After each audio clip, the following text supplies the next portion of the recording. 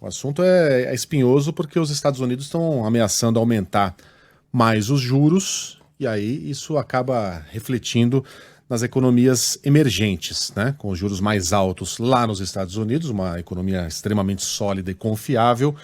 O esperado é que os investidores tirem dinheiro de países como o Brasil, África do Sul, etc. Juliana Rosa, bom dia para você. Essa decisão acontece hoje, a super quarta lá nos Estados Unidos? Bom dia. Tudo bom, Megali? Bom dia, Bom Sheila, dia, Carla, bom Ney. dia para o nosso ouvinte. Não, hoje não é aquela super quarta, mas o presidente do Banco Central dos Estados Unidos fez um discurso muito duro hoje, ontem e hoje ele vai responder algumas perguntas do Congresso americano e foi um discurso onde ele apontou que os juros nos Estados Unidos podem subir mais ainda, podem ficar em patamares ainda mais altos. Então, o que está acontecendo nos Estados Unidos é que, mesmo subindo juros para patamares nunca antes vistos na maior economia do mundo, ainda assim a inflação ela está resistente, houve um estímulo muito grande da economia no pós-pandemia e há números também do mercado de trabalho que mostram que a economia dos Estados Unidos ainda está muito aquecida. Então, o que preocupa nesse momento é que a expectativa agora, a partir de hoje, é de juros nos Estados Unidos podendo chegar perto de 6%, que é um patamar muito acima de qualquer referência histórica que a gente pega de juros americanos. Agora está na casa de 4,5% a 4,75%, tendo subido ali de praticamente zero no ano passado para esse patamar aí perto dos 5%. Então, é um discurso que traz um problema a mais aí para problemas emergentes, para países emergentes, porque você pensa, num país que é considerado risco zero, os Estados Unidos, você empresta hoje para o governo americano, você investe nos Estados Unidos, você tem um retorno aí de 5%, praticamente sem risco nenhum. Então fica uma competição, né, com emergentes, principalmente os que têm ainda incertezas maiores, que acabam fazendo com que o fluxo internacional acabe indo mais para Estados Unidos do que para países emergentes como o nosso. Então, a tendência ontem mesmo foi o dólar subir com mais força.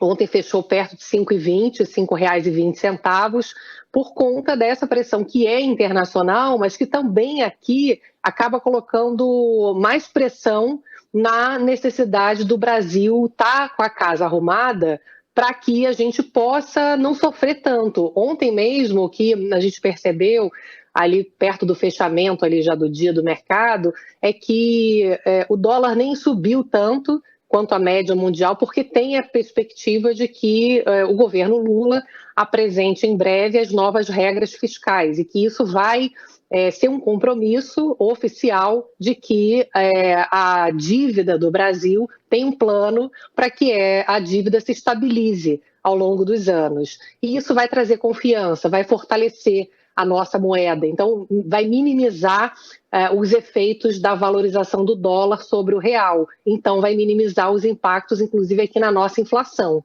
Mas olha o problemão, né? A gente tem uma luta contra a inflação ainda no Brasil, inflação ainda está muito alta no Brasil, e uma perspectiva de dólar valorizado coloca lenha na inflação. Vários produtos sofrem interferência do dólar aqui no Brasil, combustíveis, energia, vários alimentos. Então, mais do que nunca, a gente precisa arrumar a nossa casa, fazer o nosso dever de casa para não sofrer tanto os efeitos desse aumento de juros que os Estados Unidos estão prometendo. Agora, tem uma pressão também muito grande em cima do Banco Central, que a gente vem acompanhando aí do governo Lula, para baixar juros aqui no Brasil. E aí é uma discussão aí que está muito delicada, porque se por um lado você tem uma discussão que tecnicamente, obviamente, ela pode acontecer, mas que a pressão política acaba gerando mais insegurança e colocando mais lenha na desvalorização do real. Então a gente está numa situação complicada, ao mesmo tempo ganha muita força no Brasil o debate de que aqui pode custar muito caro também para a sociedade manter esses juros tão altos.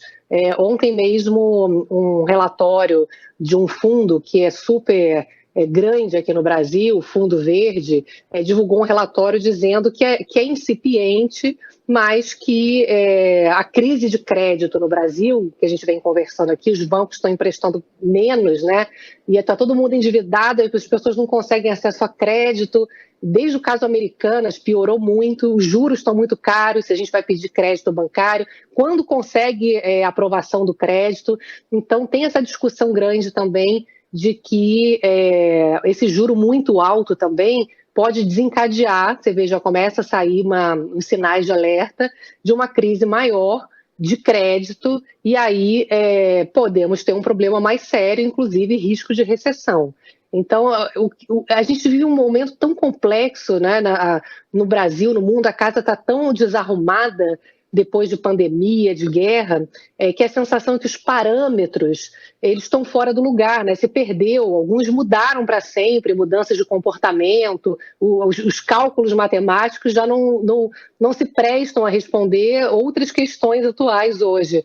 Então, vivemos um momento aí bastante complexo e o mundo entra numa fase em que vai colocar uma dificuldade maior aqui para nós brasileiros. A gente não tem histórico para comparar as coisas, a gente vai ter que aprender na marra, Juliana Rosa, é isso. Eu lembro que assim, quando os preços começaram a subir no Brasil, a gente falava, será que volta? Será que não volta?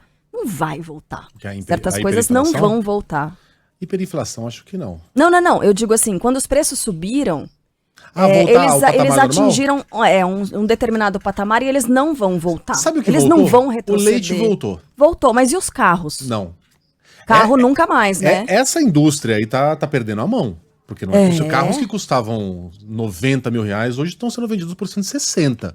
É impressionante. Como se nada. Tá inacreditável. É inacreditável, tá mesmo. Né?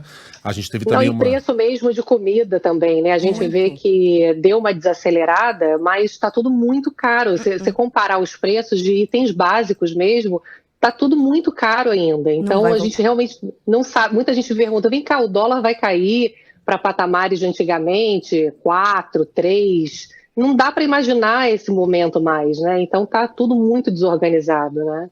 Tudo bem. Que fácil viver no mundo nessa época. Juliana Rosa volta amanhã com outros números e análises. Um beijo para você, Ju.